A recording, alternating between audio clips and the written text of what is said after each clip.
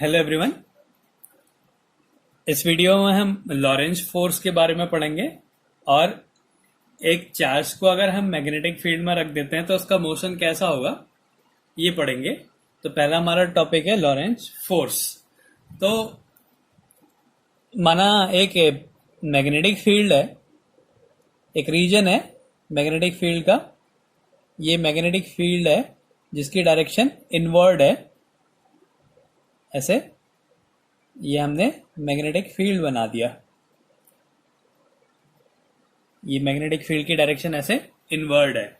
अगर हम इधर पे एक चार्ज पार्टिकल को भेजते हैं, एक चार्ज को जो कि मैग्नेटिक फील्ड के परपेंडिकुलर है, चार्ज की ये डायरेक्शन है चार्ज की, ये मैग्नेटिक फील्ड के परपेंडिकुलर है।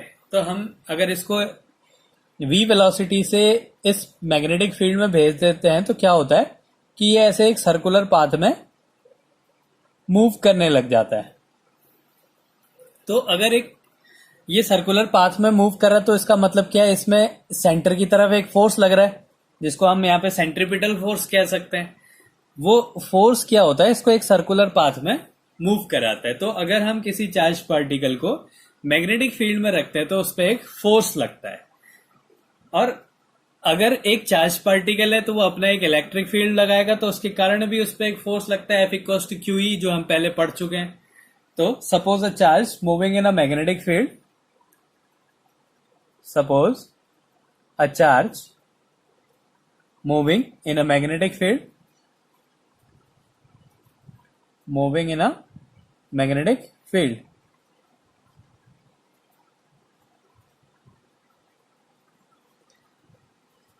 B, माना मैग्नेटिक फील्ड B है और इसकी डायरेक्शन इनवर्ड है विद वेलोसिटी V। इसकी वेलोसिटी जो है वो V है, वेलोसिटी वेक्टर इसका V है। A force acting on it, force acting on it, और ये जो फोर्स होता है इस फोर्स की वैल्यू होती है F=Q_V×B। अगर कोई भी चार्ज पार्टिकल एक मैग्नेटिक फील्ड में मूव करता है v वेलोसिटी से तो उस पर एक फोर्स लगता है जिसकी वैल्यू होती है QVB sin थीटा या F=QV×B। अब अगर ये एक अपना एक इलेक्ट्रिक फील्ड बनाता है तो इसमें ये तो इसका मैग्नेटिक फोर्स हो गया, तो इसमें एक इलेक्ट्रिक फोर्स भी लगेगा। उसकी वैल्यू होती है Fe=QE। यहाँ पे मैग्नेटिक फील्ड में जो फोर्स होता है वो वेलोसिटी वेक्टर और मैग्नेटिक फील्ड के परपेंडिकुलर होता है। और ये जरूरी नहीं है कि V और B भी एक दूसरे के परपेंडिकुलर हो, V और B के बीच में एंगल कुछ भी हो सकता है, लेकिन जो फोर्स होगा वो वेलोसिटी और मैग्नेटिक फील्ड के परपेंडिकुलर होगा। और इलेक्ट्रिक फील्ड में जो फोर्स होता है उसकी डायरेक्शन जो होती है इलेक्ट्रिक फील्ड की डायरेक्शन में होता है। तो लॉरेंज फोर्स क्या होता है? लॉरेंज फोर्स ये होता है इसका नेट F=FM+FE। तो ये हो गया, Fe की वैल्यू हो गई QE और Fm मैग्नेटिक फोर्स की वैल्यू हो गई QV×B। तो ये हो गया इसका फोर्स की वैल्यू। तो यहां से Q जो है स्केलर क्वांटिटी है, इसको बाहर निकाल दिया तो ये हो गया E+V×B। तो ये जो कॉम्बिनेशन होता है इलेक्ट्रिक फील्ड और मैग्नेटिक फील्ड का, इसको बोलते हैं हम लोग Lorentz force. The force experienced by a charge particle in a region where both magnetic and electric field exist is called Lorentz force. तो मैं इसको लिख देता हूं, the force experienced by a charge particle, charged particle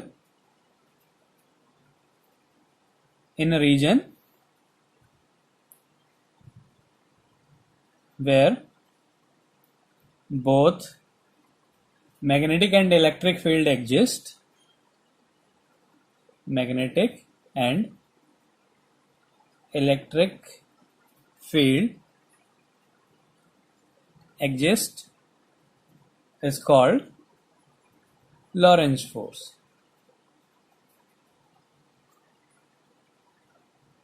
तो इसको कहते हैं हम लोग लॉरेंज फोर्स। अब इसके बाद इसका जो दूसरा टॉपिक है वो है motion of a charge when moves in a direction perpendicular to magnetic field. एक चार्ज को हम अगर हम मैग्नेटिक फील्ड के परपेंडिकुलर मूव कर रहे हैं तो उसका मोशन कैसा होगा। तो अगला टॉपिक है motion of a charge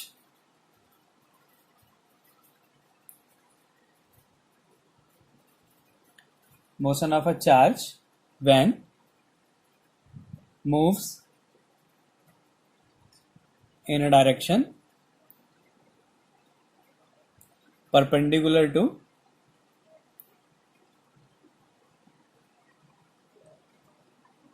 magnetic field।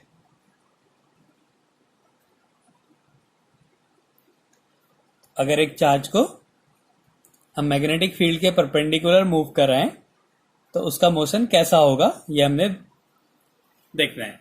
तो जैसे ये डायग्राम है, इसमें जो मैग्नेटिक फील्ड है वो उसकी डायरेक्शन इनवर्ड है और जो चार्ज पार्टिकल है वो इस डायरेक्शन में जा रहा है। मतलब जो मोशन है, जो वेलोसिटी है और जो मैग्नेटिक फील्ड है वो एक दूसरे के परपेंडिकुलर है। तो ये इसी तरीके से डायग्राम बनेगा इसका कि अगर एक चार्ज पार्टिकल को मैग्नेटिक फील्ड में मूव कर रहा है उसके परपेंडिकुलर, तो वो एक सर्कुलर पाथ में मूव करता है। और सर्कुलर पाथ में मूव करता है तो उस पर एक फोर्स लगता है F=Q_V×B। और वहां पे एक वो जो सर्कुलर पाथ में मूव करते टाइम एक और फोर्स लगता है जो कि क्या होता है, सेंट्रीपिटल फोर्स। तो ये जो QVB sin थीटा है ये क्या होगा, सेंट्रीपिटल फोर्स के इक्वल होगा। When a charge particle moves, when a charge particle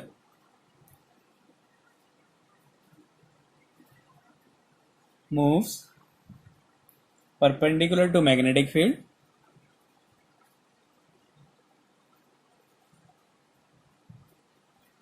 then it moves in a circular path।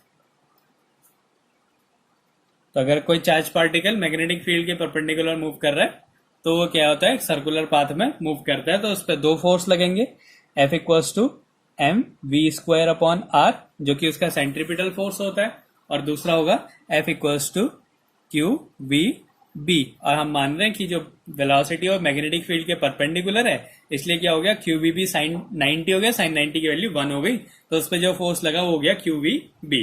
तो ये दोनों इक्वल होंगे क्योंकि यही जो QVB है यही इसको सेंट्रीपिटल फोर्स प्रोवाइड करेगा। तो यहां से आ गया mv²/r =QVB। इधर से अगर हम r की वैल्यू निकालें तो आ जाएगा mv/QB। तो ये इसका रेडियस होगा, कितने रेडियस में मूव कर रहा है, ये डिपेंड करता है उसकी वेलोसिटी क्या है और कितना स्ट्रांग उसका मैग्नेटिक फील्ड है। और अगर हम वेलोसिटी की वैल्यू निकालें इसी फॉर्मूले से तो आ जाएगा QBr/m। ये आ गई उसकी वेलोसिटी।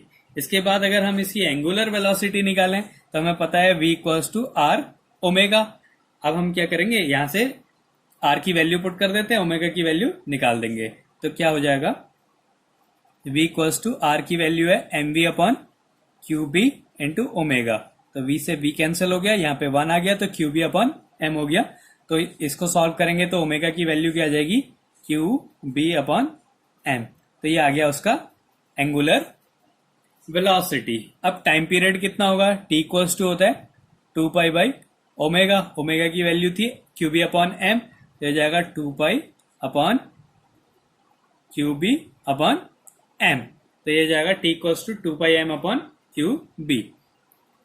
तो ये मिला हमें t=2πm/QB। इसका टाइम पीरियड ये होगा। अब इसके बाद अगर हम इसकी काइनेटिक एनर्जी निकालें, काइनेटिक एनर्जी क्या होता है, हाफ mv²। वेलोसिटी की हमें वैल्यू पता है तो क्या हो जाएगा, हाफ mv² करेंगे तो Q²B²R²/m। तो जो काइनेटिक एनर्जी आ जाएगी इसकी हो जाएगी हाफ, एक ये कैंसिल हो जाएगा m, Q²B²R²/m।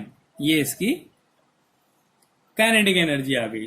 तो इस तरीके से हम इसके मोशन के बारे में बता सकते हैं कि वो उसकी रेडियस क्या होगी, वो चार्ज जो है कितनी वेलोसिटी से मूव करेगा, उसकी एंगुलर वेलोसिटी क्या होगी, उसका टाइम पीरियड क्या होगा और उसकी काइनेटिक एनर्जी क्या होगी। तो ये दो टॉपिक हैं कि लॉरेंज फोर्स क्या होता है। अगर कोई चार्ज पार्टिकल मैग्नेटिक फील्ड और इलेक्ट्रिक फील्ड में मूव करता है तो उस पर एक फोर्स लगता है जो कि मैग्नेटिक फील्ड और इलेक्ट्रिक फील्ड के सम के इक्वल होता है, जिसकी वैल्यू होती है Q E plus V cross B.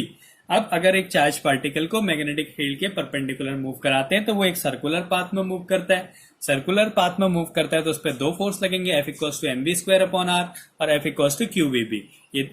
ये जो क्यू वी बी है यही इसको सेंट्रीपिटल फोर्स प्रोवाइड करता है। तो इसको इक्वल कर दिया, इधर से radius, velocity, omega, time period और उसकी काइनेटिक एनर्जी हम निकाल सकते हैं। ये तो था केस की जब चार्ज पार्टिकल परपेंडिकुलर मूव कर रहा है। अब हमने ये कंडीशन लेंगे कि अगर चार्ज पार्टिकल किसी एंगल पे मूव कर रहा है, जो मैग्नेटिक फील्ड है उससे कुछ एंगल बना रहा है, तो क्या कैसा उसका पाथ होगा।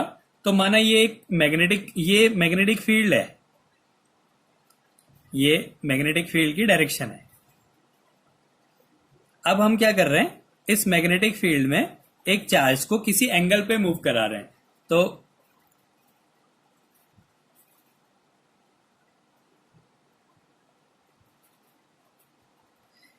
माना एक चार्ज पार्टिकल इस ऐसे मूव कर रहा है, इसमें ये वेलोसिटी है उसकी, ये मैग्नेटिक फील्ड से थीटा एंगल पे मूव कर रहा है। तो यहां पे क्या होगा, इसके दो कंपोनेंट हो जाएंगे। एक हो जाएगा इसका हॉरिजॉन्टल कंपोनेंट जो कि हो जाएगा v cos थीटा, और एक वर्टिकल कंपोनेंट हो जाएगा जो कि होगा v sin थीटा। तो इसमें क्या होता है, जो ये v sin थीटा कंपोनेंट है इसके कारण तो ये इस मैग्नेटिक फील्ड में ऐसे सर्कुलर पाथ में मूव करेगा, और जो v cos थीटा होता है ये क्या करता है, इसको आगे को ले जाता है। तो इसका जो पाथ हो जाता है वो हेलिक्स हो जाता है, तो इसको हेलिकल मोशन कहते हैं। तो इसमें क्या करेगा, ये जो चार्ज पार्टिकल है ये ऐसे मूव करने लग जाएगा, इसके चारों तरफ सर्कुलर पाथ में भी मूव करेगा और आगे भी बढ़ेगा। तो ये इस टाइप से एक हेलिक्स की तरह मूव करने लग जाता है। ये इस तरीके से ये जो है सर्कुलर पाथ में ऐसे, जैसे मैग्नेटिक फील्ड है तो इसके चारों तरफ इस तरीके से आगे को घूमने लग जाता है। तो ये हो गया हेलिकल मोशन।